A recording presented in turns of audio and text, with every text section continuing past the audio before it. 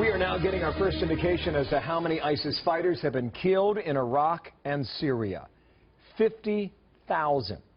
That's the figure according to a senior U.S. military official. I want to bring in Michael Waltz now, former Green Beret commander, former counterterror advisor to Vice President Dick Cheney, author of the book Warrior Diplomat, and a Fox News contributor. Michael, good morning to you and welcome back here on America. Hey, good morning, Bill. It's a big number. Do you believe it?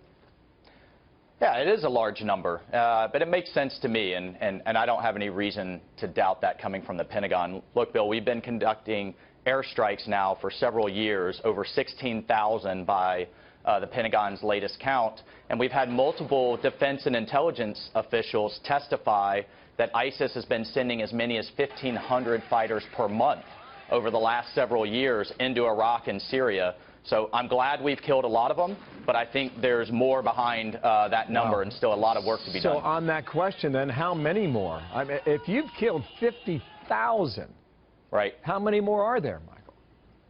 Well, you know, and that 50,000 also includes, and that 1,500 per month being pumped in from North Africa and the rest of the world is on top of the local Iraq and Syrian fighters that are also supporting ISIS. So, you know, who knows how many is behind that number. You know, at the end of the day, my kind of definition of victory is when the enemy can't recruit anymore because we've dismantled their ideology and their leadership. 13 months ago, the recruiting into that part of the world, the resupplying, you could say also, of fighters, it was a big deal during the attacks in Paris. Can you say, or how can you characterize today that level of recruitment? Is it still 15,000? Is it more? Is it less? Has the line of supply been cut off in any way? Well, I think we've done a good job across you know, the military and the interagency of cutting some of those supply lines, feeding into Iraq and Syria. But ISIS has also shifted its strategy and gone to more of a franchise model where they have you know, kind of franchises, so to speak, in Libya, in different parts of the Middle East. In Afghanistan continues to grow. We can't forget the war that is still ongoing over there. So, you know, I think ISIS has taken more of a kind of a diffuse model and not concentrated quite so much.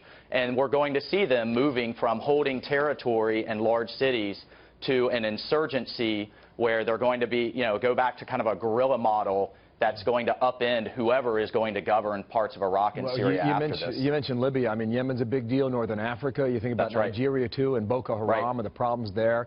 What is the long-term strategy, as you would state it now?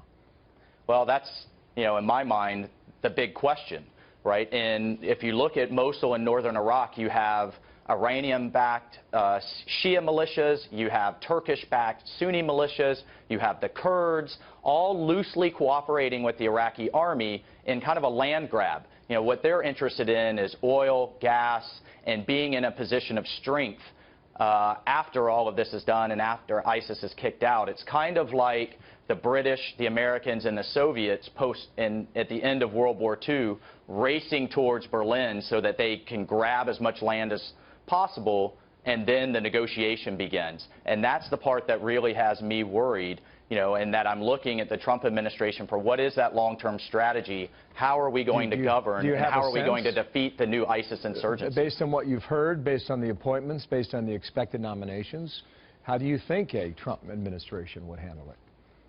Well, I think we have to, one, we have to begin taking on Iran and Iran's influence. And I think you're certainly going to see that from General Mattis and General Mike Flynn, who have been very vocal and, in fact, were kind of eased out of the Obama administration for you know, taking on Iran's use of proxies to dominate the Middle East. So I think that needs to be priority one, and of course, along with still defeating ISIS in its caliphate.